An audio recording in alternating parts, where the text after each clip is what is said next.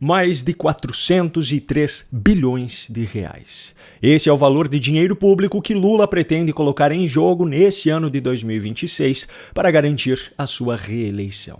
Essa soma foi trazida em uma matéria publicada na manhã desta segunda-feira, dia 30 de março, no Poder 360. O valor abrange o impacto para os cofres públicos de um pacote de medidas que foi apelidado pelo portal de pacote de bondades e que abrange programas sociais como, por exemplo, o Bolsa Família, o Pé de Meia, o Farmácia Popular e o Gás do Povo, e também algumas renúncias fiscais, como a desoneração do diesel, por exemplo. Agora veja só que curioso. Aquela que talvez fosse a maior carta que Lula tinha guardada na manga esse tempo todo, definitivamente não funcionou. A isenção do imposto de renda para quem ganha até R$5.000. Mesmo com esse projeto tendo sido aprovado recentemente, a desaprovação de Lula chegou a 61% na última pesquisa divulgada pelo Poder Data. Vale lembrar que essa foi uma promessa que o petista renovou ano após ano até chegar em 2025, momento em que, na cabeça dele e dos seus estrategistas, seria o melhor momento para enviar ao Congresso Nacional e conseguir sua aprovação.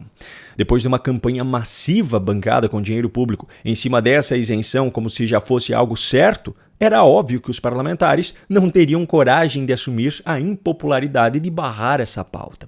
O timing da sanção do projeto, teoricamente, era perfeito, já próximo à virada do ano, menos de 12 meses, inclusive, do próximo pleito eleitoral. Só que a ideia não funcionou. A resposta do público não foi aquela que Lula e seus aliados esperavam, isso que uma grande parte da população brasileira sequer se atentou a dois detalhes muito importantes. Como a aprovação no Congresso e a sanção do projeto só ocorreram em 2025, afinal, o governo só enviou essa proposta ao Legislativo em março daquele ano, a isenção só se aplica ao ano base de 2026, que é aquele que o cidadão brasileiro declarará no início de 2027. Por conta disso, 1. O impacto no bolso do cidadão só será sentido em 2027 e 2. O impacto nas contas públicas também só será sentido em 2027 na gestão do próximo presidente. Ou seja, se não for reeleito, Lula acaba assumindo o crédito por essa isenção, mas não é ele que terá de se virar para fechar as contas diante dessa renúncia fiscal. Sim, a equipe econômica dele desenhou uma estratégia muito bonita na teoria, colocando a conta dessa compensação para ser paga pelos mais ricos. Mas eles fazem de conta que não sabem que é justamente essa parcela mais rica da sociedade que tem capacidade de adaptar os seus negócios e os seus investimentos de acordo com aquilo que lhe dá mais retorno. Se o Brasil se tornar uma barreira ainda maior do que já é para que esse patrimônio se desenvolva, a mudança para outro país é o caminho mais óbvio. Só que ainda tem um outro detalhe muito importante que é ignorado por grande parte da população, e esse diz respeito ao pacote de bondades como um todo. Governantes sempre se promovem através desses programas sociais como se estivessem dando dinheiro para a população, e boa parte dos beneficiários acredita que realmente está ganhando coisas do governo. Independentemente da sua opinião em relação a esses programas sociais, é preciso ter ciência de que é a própria população que paga essa conta. Um governo não produz riqueza, quem produz é a iniciativa privada. O governo apenas arrecada os impostos que são pagos pelas pessoas e pelas empresas e, pelo menos teoricamente, administra esses recursos. É por isso que eu fico muito indignado toda vez que eu vejo um cara como o Lula se promovendo em cima de um recurso que o governo destinou para uma obra em determinada cidade, como se o dinheiro fosse dele e não do próprio povo. É por isso que eu fico indignado quando eu vejo um cara como ele iludindo os eleitores ao falar sobre programas sociais, dizendo que eles estão ganhando isso ou aquilo de graça do governo, mas não conta que essa conta está sendo paga por eles próprios. E além de tudo isso, é preciso considerar ainda que a maior parte do valor arrecadado através dos impostos acaba nem retornando à população, pois se perde no caminho através do pagamento de salários do poder público, gastos com estrutura do poder público, regalias que são concedidas a políticos e membros do judiciário e ainda aquela tradicional corrupção enraizada no nosso país. Ou seja, quanto mais dinheiro passa pelas mãos do governo, mais dinheiro do povo está sendo desperdiçado. Como naquele velho ditado, a realidade é que não existe almoço grátis. E no caso do Brasil, sob governos do PT, o cidadão acaba pagando o preço de pratos finos para comer, na verdade, aquela velha abóbora sabor picanha. Bom, também na manhã de hoje foi publicada uma outra matéria relacionada ao governo Lula que precisa ser destacada nesse vídeo. A Controladoria Geral da União já emitiu, de 1º de janeiro de 2023 até aqui, cerca de 35 mil alertas de indícios de irregularidades na gestão de Lula.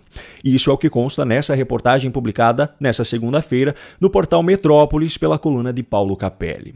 Os alertas em questão são sobre indícios de irregularidades em editais e processos licitatórios da administração pública federal durante o período do atual mandato de Lula como presidente da República. E talvez você se pergunte neste momento, peraí, mas o ministro-chefe da CGU não é Vinícius Marques de Carvalho, que foi indicado por Lula a esse cargo e que já demonstrou diversas vezes que está totalmente alinhado às narrativas do presidente? Pois é, aqui entra um detalhe muito importante nessa história. Esses alertas são gerados por ferramentas preditivas de análise e inteligência artificial e, posteriormente, passam por uma validação individual pelas equipes de auditoria. Ou seja, até esse ponto não há interferência política de quem comanda a pasta. Ainda segundo a reportagem, desse número total, apenas 729 resultaram na abertura de trabalhos de auditoria, estando eles em andamento ainda ou já tendo sido concluídos, o que já sinaliza o efeito do trabalho humano em cima daquilo que a máquina percebeu como irregularidade. Em resumo, mais de 34 mil alertas foram ignorados. Agora, independentemente do resultado dessas auditorias, até porque nem a reportagem conseguiu acesso a isso, o fato é que, como cidadão brasileiro, eu não consigo aceitar que seja normal que a chefia da Controladoria Geral da União, que é um órgão de controle interno do governo federal e é responsável por fiscalizar, por exemplo, a destinação das verbas federais, seja ocupada por uma pessoa indicada pelo próprio presidente da República. A mesma coisa acontece com a Polícia Federal, que também tem em sua diretoria geral o indicado político do presidente, que atualmente é Andrei Rodrigues. Eu sei que é a legislação brasileira atual que determina que isso aconteça, mas o fato de constar na legislação não significa que isso é justo. Por mais que existam extensas equipes técnicas de pessoas concursadas dentro desses órgãos, as principais decisões são tomadas por quem ocupa cargos de direção, e são justamente esses cargos que são preenchidos por indicações políticas. Ou seja, é óbvio que haverá interferência política naquilo que acontece dentro da CGU e dentro da Polícia Federal. E como se isso já não fosse preocupante o suficiente, ainda precisamos considerar que, acima de tudo isso, ainda está uma corte formada apenas por pessoas que partiram de indicações políticas, onde todas as decisões são tomadas por esses indicados. Pense aqui comigo. Num dia, o cidadão é apenas um advogado com relações pessoais com políticos. No outro, ele é agraciado com a indicação de um presidente da República para o cargo mais poderoso, mais bem remunerado e mais estável do poder público desse país. A partir dali, ele começa a julgar os assuntos mais importantes do país e, muito provavelmente, julgará em breve também algo relacionado ao próprio presidente que o indicou ou então ao seu principal rival. Ironicamente, no futebol, por exemplo, é inaceitável que um árbitro de um país apite um jogo do seu próprio país contra qualquer adversário.